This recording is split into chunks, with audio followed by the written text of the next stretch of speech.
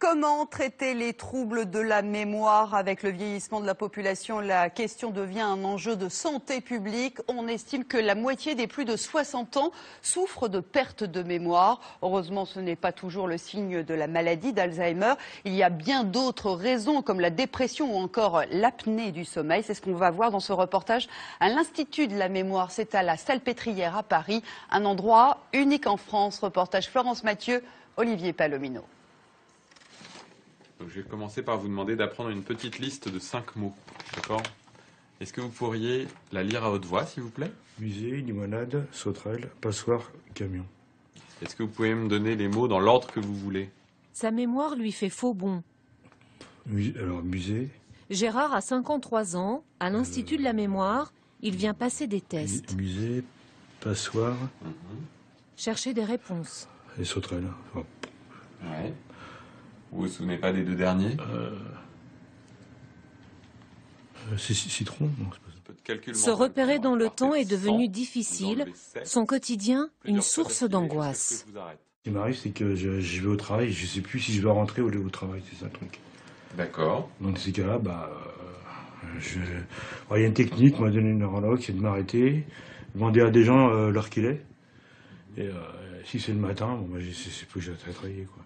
Est-ce que vous pourriez exécuter cette consigne? Gérard, en fait, souffre d'apnée du sommeil. Il va devoir la traiter. C'est l'une des causes fréquentes des pertes de mémoire. Corinne, elle, oublie le nom des gens, des choses, fait des listes pour tout. Depuis 1 an, chaque semaine, elle exerce sa mémoire chez un orthophoniste. Aujourd'hui, à l'Institut, elle vient mesurer ses progrès. Un rhinocéros, une harpe, les dominos, serre-tête, un pare-soleil, une casquette. Alors, moi, ce que je vous demande, c'est ça ici, devant. Comment est-ce que ça s'appelle? Un pare-soleil? Non. C'est une visière. Visière, très bien. Oui. À 56 ans, elle a honte de ses troubles de la mémoire. Elle les cache à sa famille et elle tente de les masquer au travail. C'est presque un handicap social parce que c'est extrêmement perturbant vis-à-vis des autres. Et puis ça vexe quelquefois les personnes parce que je ne me souviens pas de ce qu'elles viennent de me dire, donc je leur repose la question, donc elles me regardent l'air totalement sidéré, et d'autres qui me répliquent « Ah, tu n'écoutes pas ce qu'on nous dit, tu ne t'intéresses pas à ce qu'on raconte ». J'ai déjà entendu plusieurs fois cette réflexion. Corinne va devoir passer une IRM pour déceler d'éventuelles lésions du cerveau, car sa vraie crainte, c'est la maladie d'Alzheimer.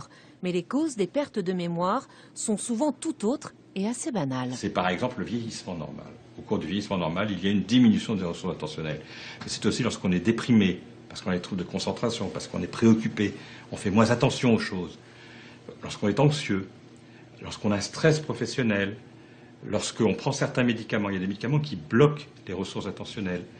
Lorsqu'on a des troubles du sommeil, il y a plein de circonstances qui altèrent nos capacités attentionnelles et qui vont diminuer la qualité de l'enregistrement de l'information. Fin de la journée, peut-être fin des angoisses, le professeur Eppelbaum rend son verdict. Donc, je viens vous donner les résultats de la journée qui sont positifs, c'est-à-dire les tests qui ont été faits aujourd'hui sont tout à fait rassurants. Pas de présomption d'Alzheimer, Corinne repartira simplement avec quelques conseils pour fixer son attention.